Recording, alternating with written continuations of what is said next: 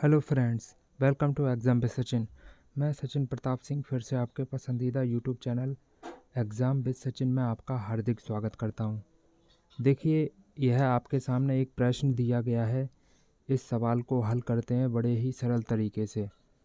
देखिए, इसमें दिया गया है एक कार 2 सही 3/4 लीटर पेट्रोल में एक कार 2 सही 3/4 लीटर पेट्रोल में 44 किलोमीटर की दूरी तय कर लेती है, तो 1 लीटर में पेट्रोल कितनी दूरी तय कर सकती है।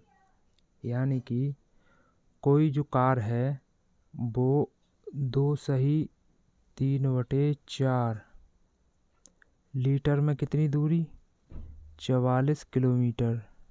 ठीक है, अगर हम इसको 2 सही 3/4 को सिंपल फॉर्म में कन्वर्ट करें तो कैसे करेंगे। 4 4 दूनी 8 और +3 11/4।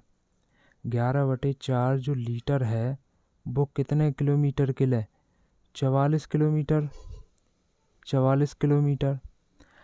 अगर आपसे यहाँ से यह बात की जाए कि हमें 1 लीटर की वैल्यू निकालनी है, 1 लीटर में कितने किलोमीटर चल पाएगी, तो यहीं से अगर सॉल्व आउट किया जाए तो आराम से हो पाएगा। कैसे, 11 से ये 44 काटे कितने बार 4 बार, और जो 4 इधर भाग में है इधर आके गुणा में हो जाएंगे, यानी कि इधर एक ही बचेगा, यानी कि 4 का 4 में गुणा हो जाएगा, 4 चक्कू 16।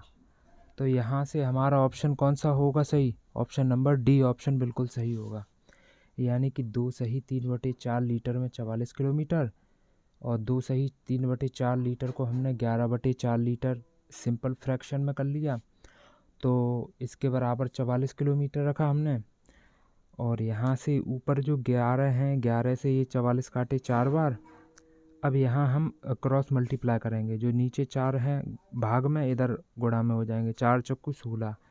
तो यहाँ तक समझ में आया होगा आपको। तो यानी कि 1 लीटर में 16 किलोमीटर चल पाएगा वो। चलिए अगला प्रश्न देखते हैं। अगला प्रश्न ये है, यदि 686 यदि 686 को 4 भागों में विभाजित किया जाता है, जिनके अनुपात 1/2, 2/3, 3, 4 ये अनुपात हैं, तो पहला भाग ज्ञात कीजिए। सबसे पहले आपको 1/2 अनुपात 2/3 अनुपात 3 अनुपात 4 जो दिया गया है इसको सॉल्व करना है। एक बार बताओ, सबसे पहले आपको ये देख लेना है 2 और 3 का एलसीएम कितना होता है 6। 2 और 3 का एलसीएम कितना होता है 6। अब मुझे करना क्या है, नीचे 2 है और 2 का भाग अगर 6 में देंगे कितने बार जाएगा, 2 से अगर 6 को डिवाइड करेंगे तो 3 बार, 3 का गुणा ऊपर कर देंगे, 3 एकन 3। चलो ये तो अनुपात सॉल्व हो गया। 3 है नीचे और 3 का भाग 3 से भाग हम 6 में देंगे कितने बार जाएगा 2 बार, तो 2 का गुणा ऊपर 2 में कर देंगे, 2 दूनी 4। अब इधर कुछ नहीं है तो पूरा 6 का 6 मतलब पूरे 6 से ही गुणा करेंगे, क्योंकि इसके नीचे कुछ नहीं है तो 1 है, और 1 का गुणा जैसे ही 6 में करेंगे 6 बार, और 6 तिया 18, यानी कि यहाँ 18 आ गया। ऐसे ही यहाँ भी कुछ नहीं है तो 6 बार जाएगा, 6 चक्कू 24। अगर यह सभी जोड़े जाएं सॉरी, यह सभी यूनिट जोड़े जाएं तो कितने होंगे, 3 और 4 हो गए 7, 7 और 18 25, 25 और 24 हो गई 49। कितने हो गए भैया 49, 49 यूनिट हो गया 49।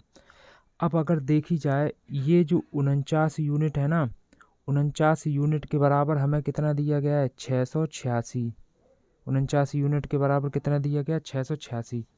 49 से 686 काटते हैं, देखिए 49 से 68 में भाग दिए क्या बार गया, एक बार। क्या बचेंगे अगर 68 में से 49 घटाए तो यहाँ बचेंगे 19। 19 ये और 6 ये, यानी कि 196, और 49 चकू 196, यानी कि हमें पता चल गई एक यूनिट की जो वैल्यू निकल के आई वो एक यूनिट की वैल्यू आई 14। एक यूनिट की वैल्यू निकल के आई 14। तो यहाँ पर जो हमारा पहला भाग दिया है वो 3 यूनिट के बराबर है। अगर 1 यूनिट की वैल्यू 14 तो 3 यूनिट की वैल्यू 14 से गुणा कर दो, 14 तिया 42। तो हमारा जवाब कितना आ गया? 42। तो इसमें से ऑप्शन नंबर सी सही हो गया। तो ये यहाँ से आपको जानकारी मिली होगी। चलिए अगला देखते हैं। अगला यह सवाल है, बहुत सरल है। देखिए, सबसे पहले हम बार ब्रैकेट को हल करेंगे। तो 25 हैं और यहाँ माइनस के 30 हैं, तो माइनस की संख्या बड़ी है इसलिए माइनस लगाएंगे और बड़ी में से छोटे को घटा देंगे, यानी कि 30 में से 25 गए -5।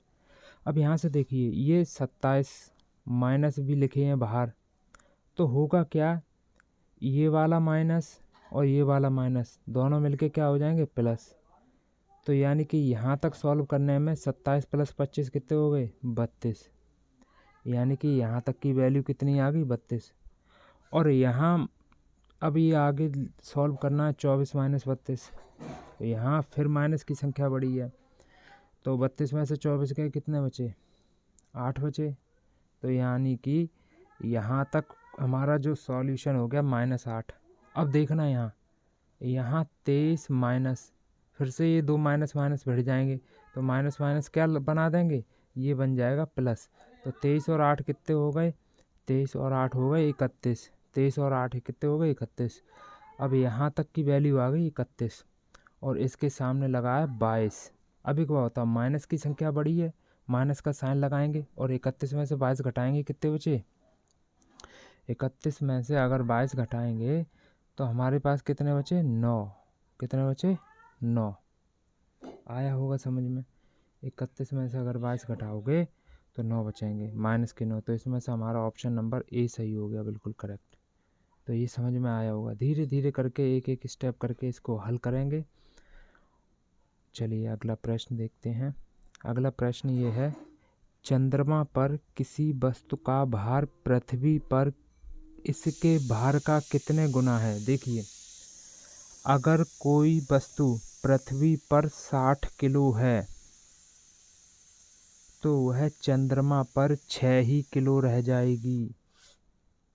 होगी वो 60 ही किलो की, लेकिन उसे महसूस 6 ही किलो होगा।